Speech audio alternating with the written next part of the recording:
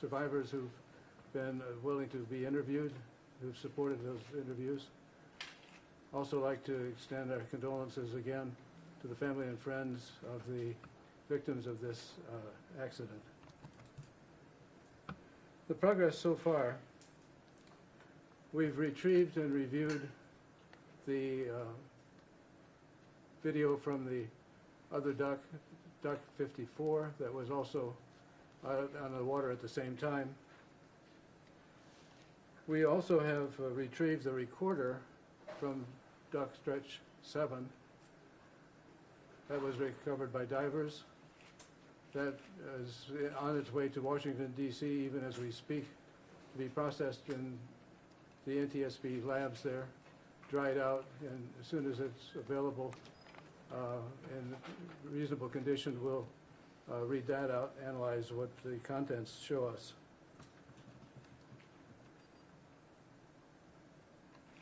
We've continued interviewing. We've interviewed 6 people from the showboat Belle. That includes the captain and the first mate. We've gathered information about the weather conditions at the time.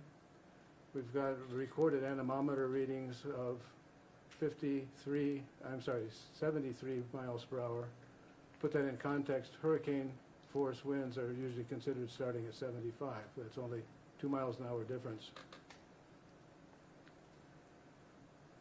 Looking at some of the videos and reports from other folks, we estimate that the waves were probably generally 4 feet, maybe as high as 6-foot crests. Ride the Ducks Branson has provided today an exemplar or a similar vessel to Stretch 7, and that allowed us to get some time on, and get our investigators as well, to get some time on the vessel to better understand how it was operated, what the configuration might have been with passengers, and so forth. We've also compiled some document requests from the Coast Guard, from the owners of the duck, things like inspection records, certifications, training records, maintenance records, incident histories, and so forth.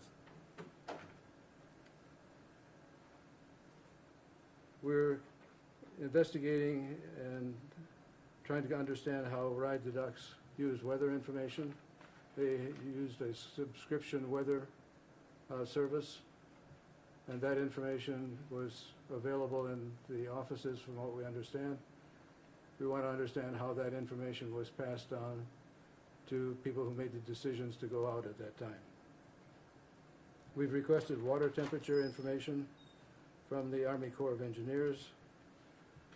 As well, we've requested the contents of the video surveillance cameras on the showboat. Some more information for us to understand what was going on at the time. I'd like to point out that for any of the media or people who are listening to this who have video or photographs that might be of interest to us, please send them to us at witness at ntsb.gov. That's witness at ntsb.gov.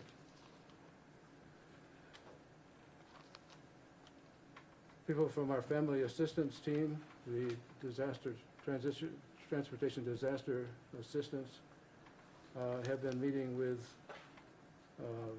family members.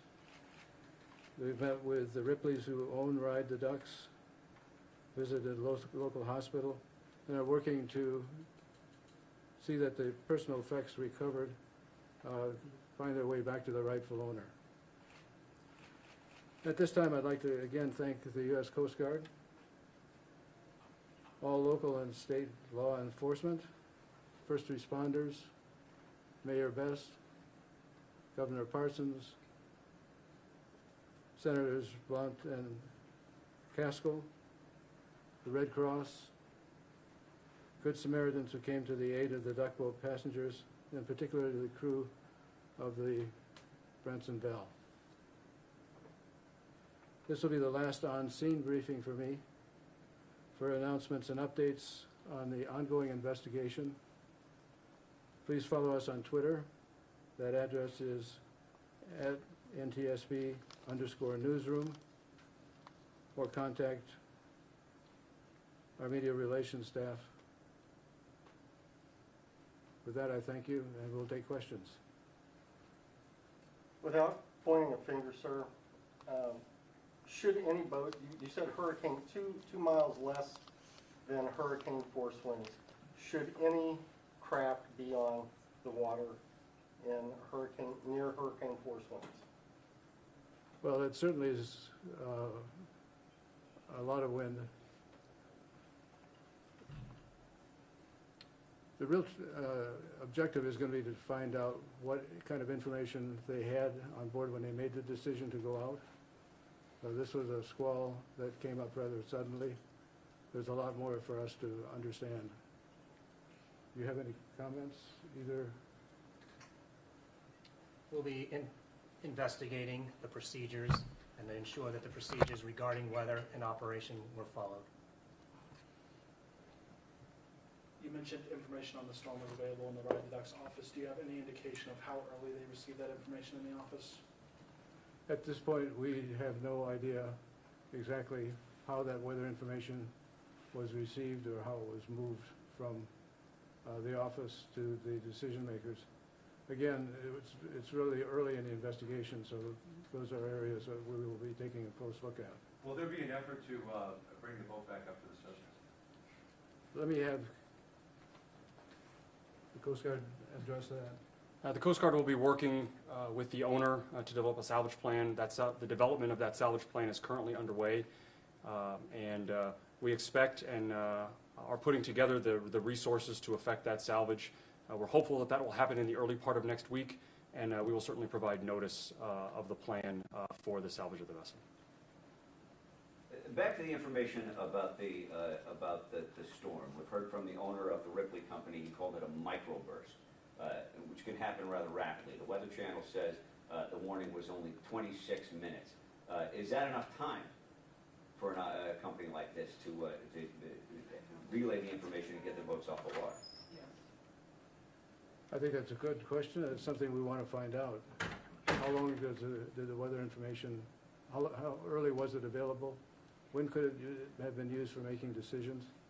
We have involved our meteorologist as well as the National Weather Service as part of the team.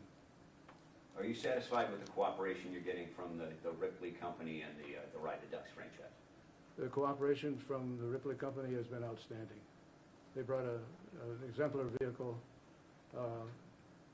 out for us to investigate, to look at, to familiarize ourselves with it. So they certainly have been very cooperative. Earl, can you talk about this data recorder that was recovered? What type of information is on it or may be on it? What kind of information is on the data recorder? It's really not a data recorder per se. It's the video from the onboard camera. We think that it has audio, but we haven't had a chance to review it because it's still in water, if you will. For something like that that's been submerged, when we take it out of the water, we put it back in lake water, and it stays in there until it gets back into the Washington, D.C. labs, where we have some fairly sophisticated means to dry them out, retrieve the data that's on there. And all of that, for us, has to happen before we have a chance to actually see what's on the video. Do you know if it shows the operator or the passenger compartment or both? If it is similar to the video on 54, we would expect to be able to see what was going on board the dock. A couple questions about the design of the boat. Do you know if the motor and the bilge pump were working, and if it sent exhaust out through the front? Do you happen to know? Anybody? We have not yet examined the condition of the vessel. It may be difficult to run the engine after it's been submerged, but we will look back at the maintenance records, the previous inspections, and have some witnesses and some interviews that may tell us as to the condition of the engine and the ability to pump the bilge water out. And can you tell from the video if the windows were zipped shut, or have you been able to determine that yet? We have not yet accessed the video from the sunken vessel. Okay. We are analyzing the video from the 54, and we're using that as information as to the condition of the vessel at the time of the accident. Earl, yesterday you told us it could take up to a year for the NTSB to issue its final report on this incident. With the parallel investigation by the Missouri State Highway Patrol, could you just sort of explain the sharing of information and the process with which that'll happen, knowing that they're probably going to need to conduct this criminal investigation before a year comes Yeah, forward? the difference being the Highway Patrol is aimed at a criminal investigation. The NTSB doesn't do criminal investigations, we do safety investigations. So our objective is to identify as completely as possible what happened, and then go in as much depth as we can as to why it happened, with the objective of being able to prevent these in the future. So our output really will be safety recommendations, and those safety recommendations will go to probably a wide variety of organizations and people. What is the cooperation like, though, in the meantime, while both investigations are underway? Do you want to answer that? The cooperation has been tremendous between all the local law enforcement, first responders, and all the parties to the investigation. We count on them to assist us in retrieving information from underwater. They were the team that actually dove the vessel to get the recorder to us. So they have been a tremendous asset to our investigation. Given that the design of these duck boats is World War II era, and there's a lot that has been discussed about the canopy and absence of a secondary type of buoyancy on board these boats, is it time to say that these duck boats aren't safe and they need to be pulled off the water?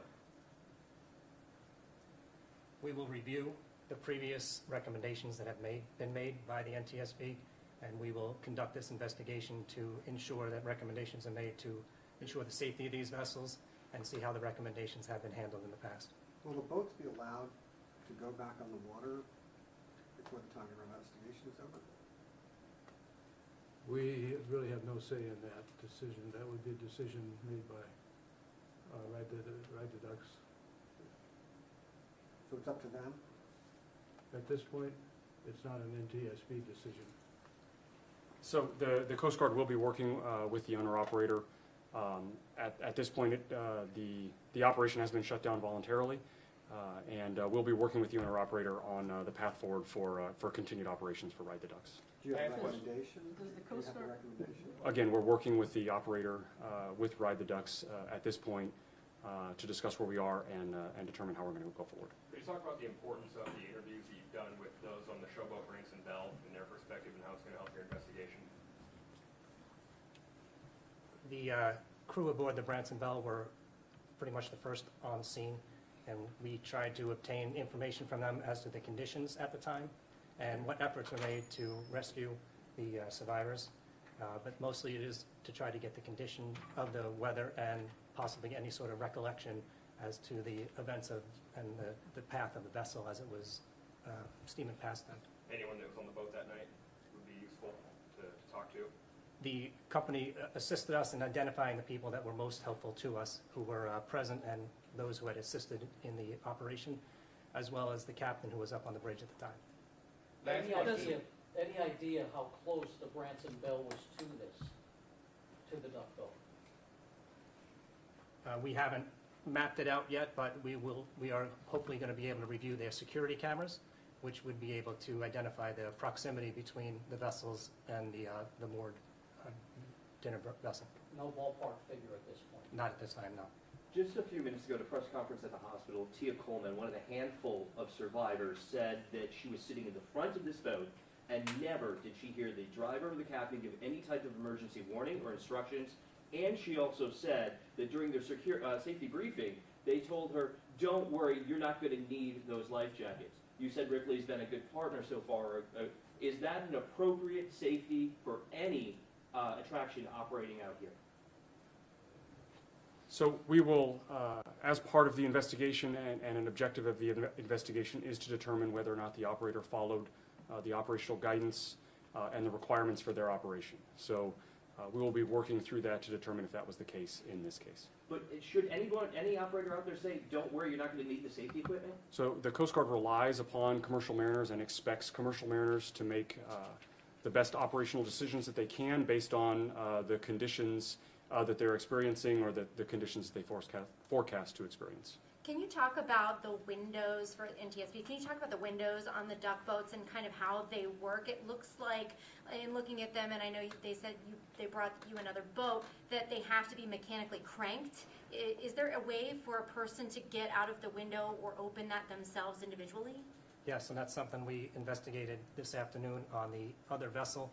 There is an emergency release that the windows will actually drop off the vessel. And it's part of our investigation to see if that method was employed. That will be the last question. Oh, is the window release part of the safety briefing they get when they get on the boats? Do we know if that's part of the safety briefing? Like when they here are your life jackets, and here's how you release the windows in case of emergency. We haven't reviewed that yet, but that would be done from up forward on the vessel. Do we know how the survivors got out? Conclude our Yeah, thank you very report much. today. Could you spell your name, please? Y-O-U-N-G. Could you do Captain, Can we just spell the names at the microphone, guys? Can you Just step spell up to the it. microphone? can they spell their names for us? NTSB board member Earl Wainer. We need it at the microphone. Thank you. Sure. NTSB board member Earl Wainer, spelled W-E-E-N-E-R. Guy in the t-shirt. Yeah. The NTSB